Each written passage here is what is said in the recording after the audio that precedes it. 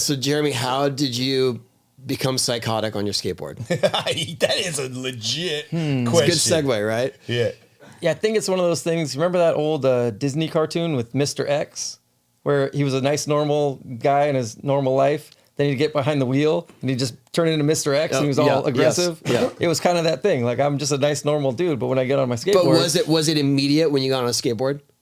No, you just had to learn. And then once you learn how to do some stuff out of your group of friends, someone had to keep trying to push it to the next level, try the harder thing, and be willing to like risk it and see what happens. Mm-hmm. So I ended up being that guy for our crew. And once you open the door, other people come with you and you can all do it. But someone has to try it first. So, but were you getting beat up doing that? No, I was surprisingly making it through most of it. And we'd have people that you always look really solid, so yeah. I would be surprised to hear you were landing sketchy or slamming a lot. I think I was just like trying to figure it out in my head first, making sure it was something that I could do, and then give it a shot. And the first try was always the scariest. Once you get through that, if you survived it, you figure out what went wrong, and then you kind of know what to do for the next one.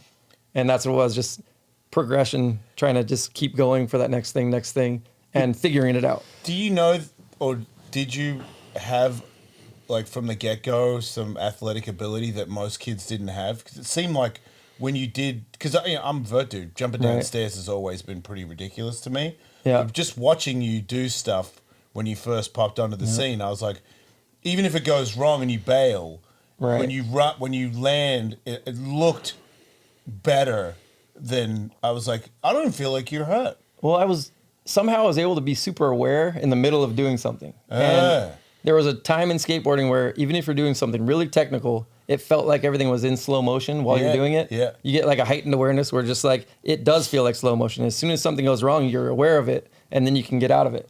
And just figuring out where to step, how to do it, if you got to roll, whatever, to get out of it without getting hurt. Now, other people just take the whole slam.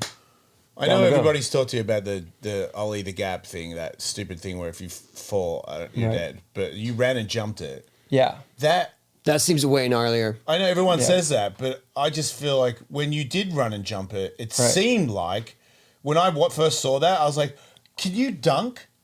You know, like it seemed like you had like a good leap. Right. And you're not like the tallest guy in the world. Well, you know what, we just figured this out recently, that it was probably from having a trampoline as a kid and just doing nonstop jumping and jumping and jumping. Yeah. So I built like leg muscles that weren't like the other kids. Wow. And then found out that Aaron Josmoki, he also had a trampoline as a kid. And he just had a different strength in his legs. They had trampolines at Del Mar Skate Ranch, so we were on them. So he was jumping them constantly. I had trampolines when I was a kid. So you had a trampoline as a kid too? Yeah. Okay. How come and you too? Yeah. Well, then but I can't claim to jump long distances like that. No way. That's how I got kickflip 540s going. Because I used to use, you did them on a trampoline? I used to use a deck, no wheels, obviously. Yeah. Right. And me and my brothers and friends would bounce on it, and I could do an indie, because I could do somersaults. Some of us, we could do double flip a couple times. My little brother was maybe the best at it.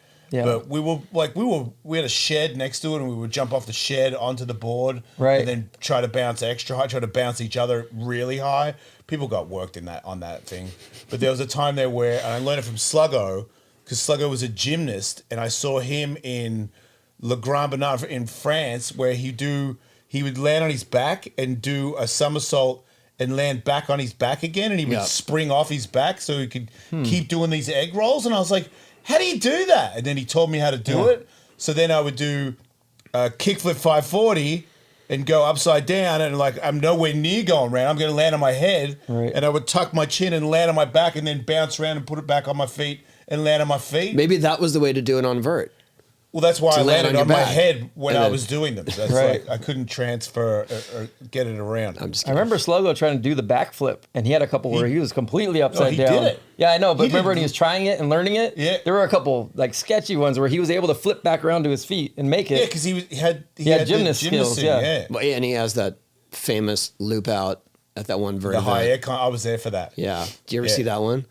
There was a big higher contest at this airwalk vert event. Yeah, and that when he was able to, he was going in head first, and he flipped his body around and landed on his feet, and was just like, I made it. Like his feet, I do remember that. Amazing. His feet were going over his head, and he made the call. He tucked I mean, that's why I thought he would be the first one to do 900, because he knew how to spin 2.5 times and land on his feet. He knew where he was. We were all just flinging ourselves. Was he ever trying it? Yeah, he got close. Okay.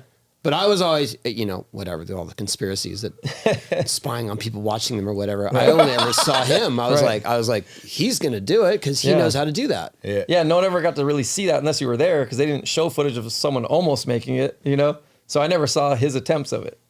It's funny. He actually had a sequence in a magazine. Right. Transworld did an article on that trick saying, interviewing all of us that were trying it before anyone had made it. Before anyone made it, and we were like, it first. We can't do it. We don't know how to do it. It's impossible. There was literally a quote like, "It's an impossible trick." Right. And then it had a sequence of Sluggo like throwing one on the wall but not making it.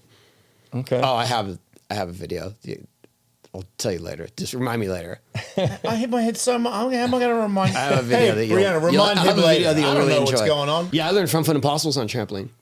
Okay. On a blank deck. Dude, I learned I could do kickflips on a trampoline, catch it with my feet, and I was like, dude. And then I go to the street, nah. Yeah. There's a certain way to lean and flip it. But yeah. I know for me, the trampoline and the skateboard deck didn't really overlap. By the time we started skating, the trampoline wasn't around anymore. Oh, okay. But I've seen footage of Jacob Rosenberg. Yeah. Who used to film all the Plan B guys up in San Francisco. He was amazing on trampoline skating. He could do back-to-back tricks, right? He would do lines. Yeah, and he had all kinds of stuff that hadn't even been done on a real skateboard yet. He had all kinds of high-tech tricks, 540 flip, late flip stuff. And he just spent a lot of time on this trampoline. He could do all kinds of stuff. Dude. I never saw that footage till years later. This is the gnarliest one that ever happened to me. This garage had like the window with the slates of glass. I know so the you one. could like open it and close it. Yeah. And my brother was little, like 10, something like that. And I'm getting on I'm about to get on a train and go to the ramp. And he's like, Jay, just watch this one thing. And I'm like, okay, dude, hurry up. And he lands on an angle and slingshots himself face first into the window. Busted it? Straight to the top and then falls down all of them, breaks them all. Oh, God. And hits the ground, pulls out, falls on the ground, and he's like, oh, no, and turns around, and he's got a blade of glass coming out of his stomach, like this far out of his stomach. Jeez. And I'm like, oh, and he's like, get it out, get it out, get it out. And I'm like, oh, and I pull it out, and he's like, get it out, get it out. I'm like, it's out.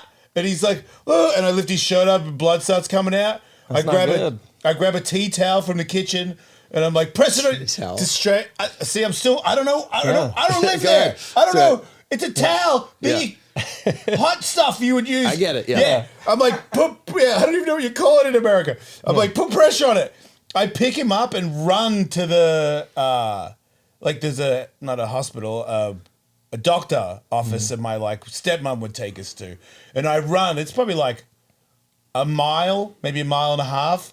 And at one point, as I'm running, he's like, I'm feeling faint. And I'm like, no. And so I'm running, I get in there, like, get out of the way, I'm running. And everyone's like, calm down, calm down. Yeah. And then until I put they see him. Yeah. And then they do the x-ray and they go, didn't get anything.